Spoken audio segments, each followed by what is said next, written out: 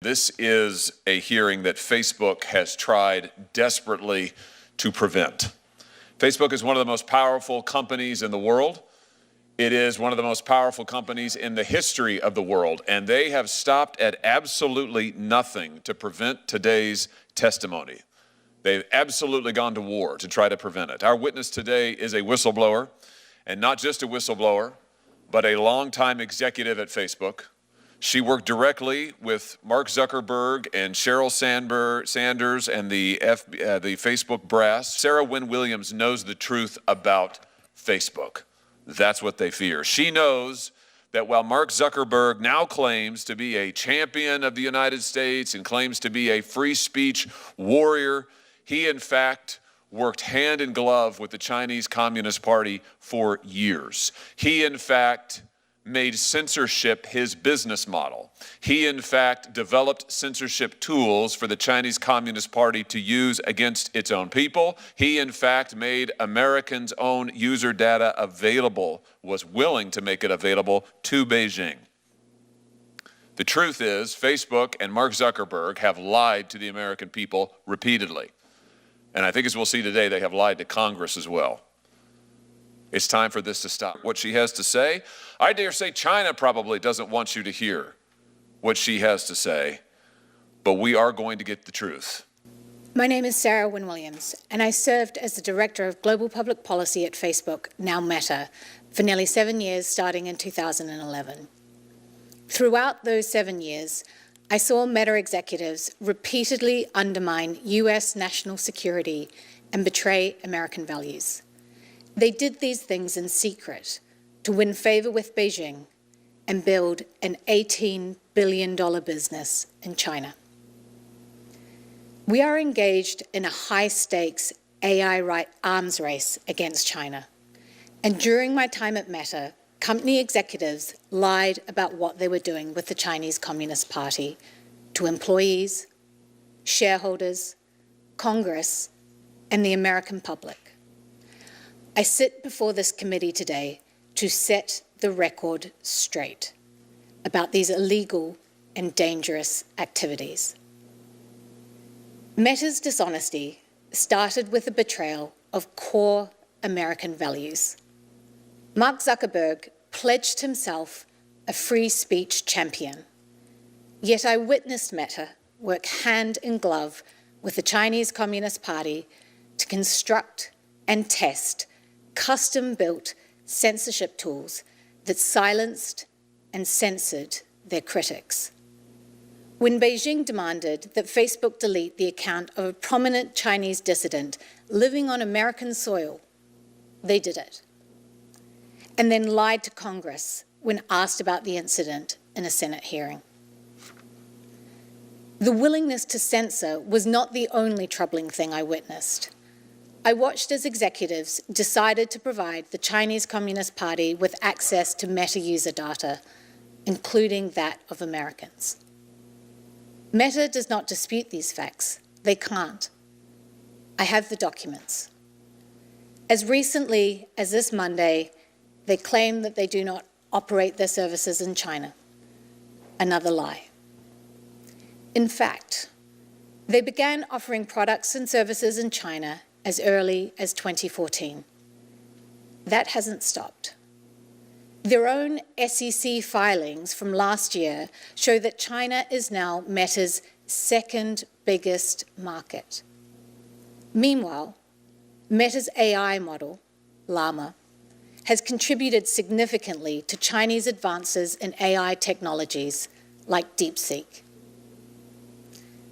Facebook's secret mission to get into China was called Project Aldrin and was restricted to need-to-know staff. There was no bridge too far. Meta built a physical pipeline connecting the United States and China. Meta executives ignored warnings that this would provide backdoor access to the Chinese Communist Party, allowing them to intercept the personal data and private messages of American citizens. The only reason China does not currently have access to US user data through this pipeline is because Congress stepped in. Meta started briefing the Chinese Communist Party as early as 2015. These briefings focused on critical emerging technologies, including artificial intelligence. The explicit goal being to help China outcompete American companies. There's a straight line you can draw from these briefings to the recent revelations that China is developing AI models for military use, relying on Meta's Llama model. Meta's internal documents describe their sales pitch for why China should allow them into the market by, quote, helping China increase global influence and promote the China dream. In fact, they have, since 2014, 2015, they have launched multiple apps in China, often without, well, always without seeking authorization from this government, not informing their shareholders, not informing Congress, not informing the public. And now they have employees in China. Is that accurate? They have a partnership with Tencent in China. Is that accurate? Their Oculus VR business is in China. Is that accurate? Let's talk about what Meta has been willing to do for profit and power. You said just a moment ago that Meta's dishonesty started with the betrayal of core American values. And have you ever known Mark Zuckerberg to censor on behalf of China? Yes, Chairman Hawley. Let's talk about a few specific instances. In 2017, the Chinese dissident Guo Wengyi suddenly had his Facebook profile shut down. Now, Facebook at first said that this was a temporary glitch. Was that true to your knowledge? No, Senator Hawley. In fact, Facebook shut down this dissident's page. This dissident, as you pointed out a moment ago, was living on American soil at the time. Facebook shut down that page based on pressure from the Chinese Communist Party. Is that accurate? That's accurate. Let's just take a look here at the documents. Here's some meeting notes taken shortly after a conversation with a Mr. Chow, who's a Communist Chinese Party member, a government official. Here, Mr. Chow asks Facebook, it says to Facebook that they want Mr. Guo's Facebook page dealt with. The notes say that Chow wants Facebook in China, but there are others who don't, so we Facebook, need to take measures and do more in such situations to demonstrate we can address mutual interests. And then they go on to list, here's what we could do. We could do nothing, we could say we could do something, or we can do even more than expected, but we need to provide a response to the Chinese Communist Party on what we can do. So here we have evidence of high-level contacts between Chinese Communist Party officials and Facebook asking for this dissident's page to be taken down, Facebook acknowledging this pressure, saying we need to do something if we want to get the party's cooperation, the government's cooperation. And what happened next? Well, Senator Hawley, one thing the Chinese Communist Party and Mark Zuckerberg share is that they want to silence their critics. I can say that from a personal experience. So I think they came to the right man. This led to a series of events where eventually this man on American soil was kicked off the platform. So in April of 2017, following these conversations, Facebook takes down the profile, bans it, of Mr. Guo. Then in September, they make that ban permanent. Now here's the really interesting thing. When Facebook's general counsel was asked about this directly under oath in a Senate Intelligence Committee hearing, he sang a different tune. Senator Rubio asked him directly, was there any pressure from the Chinese government to block his account? Was there any pressure to block his account? The general counsel, Mr. Stretch, no, Senator.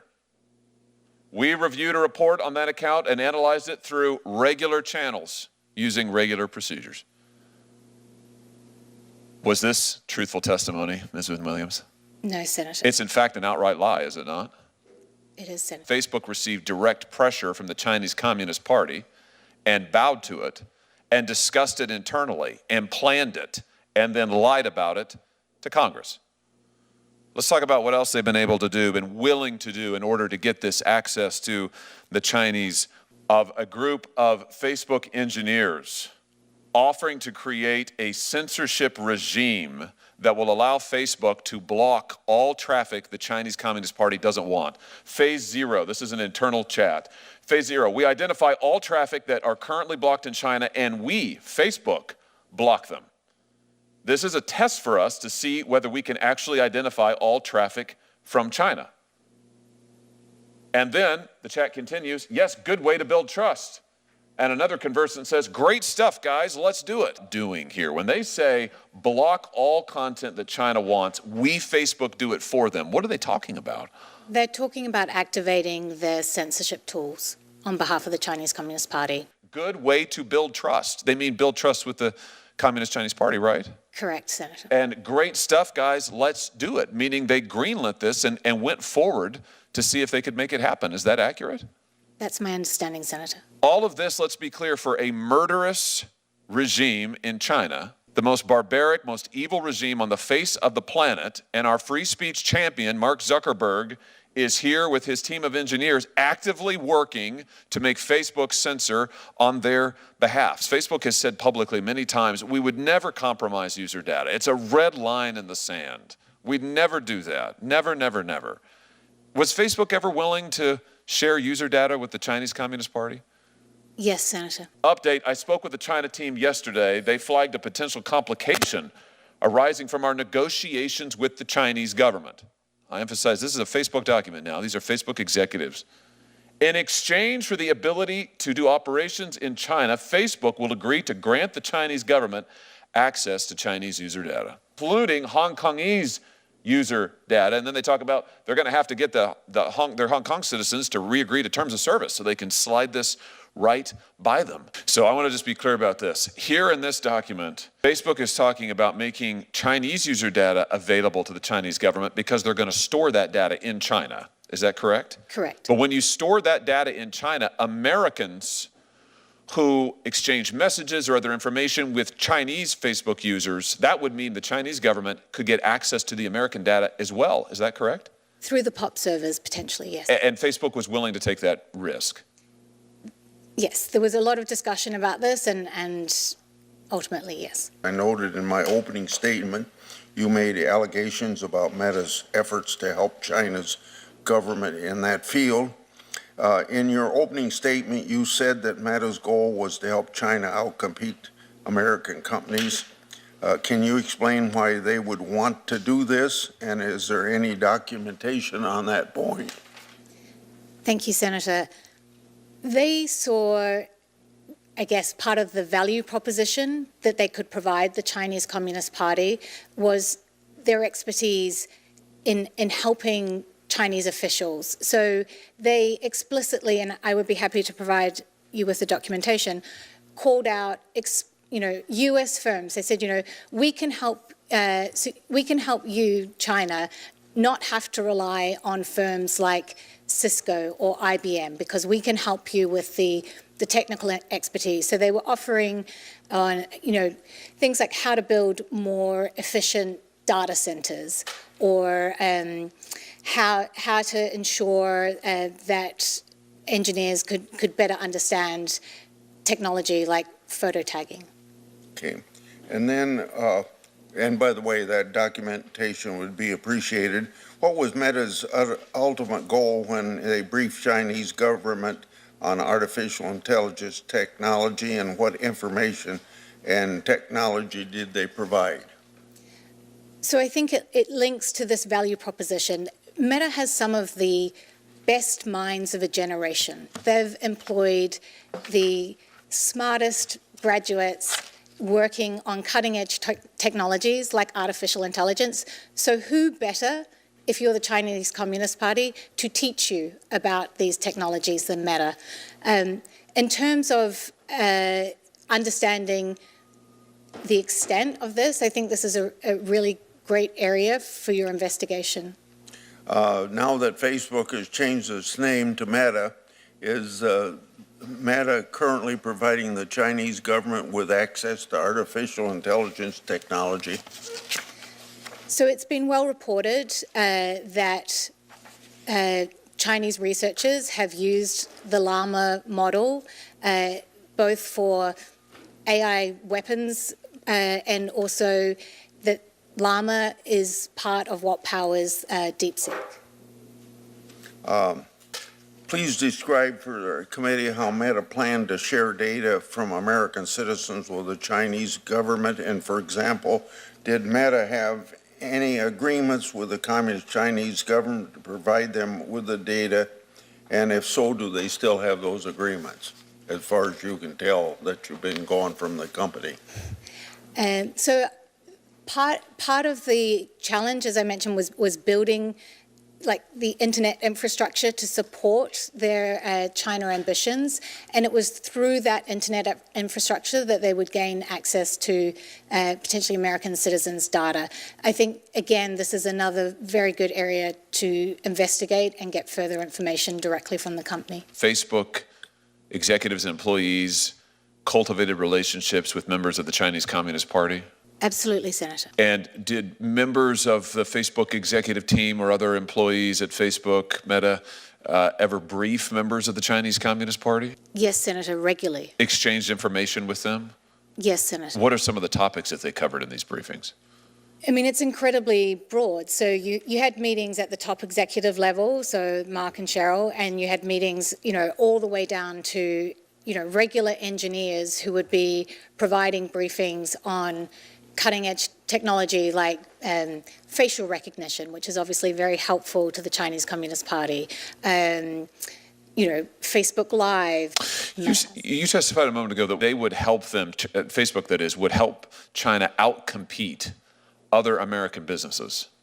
Can you just say more about that? I mean, that seems like an extraordinary thing to me. Here you have an American company going to our chief foreign adversary on whom we currently have tariffs of like 10 billion% and saying, hey, we'd love to help you. We would love to help you beat all of these other American companies. I mean, literally the documents in which they were writing this were called our value proposition to be put before the CCP. So was information related to artificial intelligence part of these briefings? I know you said that there were some sort of informal discussions, but did Facebook actually brief members of the CCP on artificial intelligence, to your knowledge? Yes, Senator. Why would Facebook want to help China with artificial intelligence? I mean, what's the strategy there, do you think? What do you divine the intent to have been? This is over a period of time where China was rapidly trying to increase its own technological expertise and trying to grow its own homegrown technology company. So it's incredibly valuable to have the brightest minds in the world. In some ways, you could say it's helpful if you want open source to prevail, to have a strong threat from a Chinese model so that you can say it's really important that America wins this and we are the American open source option. And I think you can see the way that strategically plays out. So what you're saying is Facebook's AI model, Llama, I think it's called, that's an open source model, is that right? Correct. And I think they just released Llama 4 or something just recently, the last few days. So that's an open source model. Many of the other American competitors, Sam Altman's company, for example, OpenAI, is a closed-sourced model, closed-source code.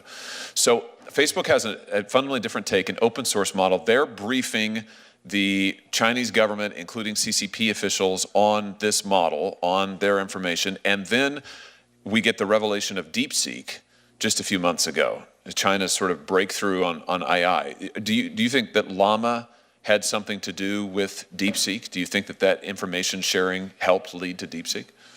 I think it's been widely reported that the DeepSeek model is in part based on Llama. In the documents submitted to the subcommittee, Facebook appears to have been willing to provide the data of users in Hong Kong to the Chinese government at a time when pro-democracy protesters were opposing Beijing's crackdown.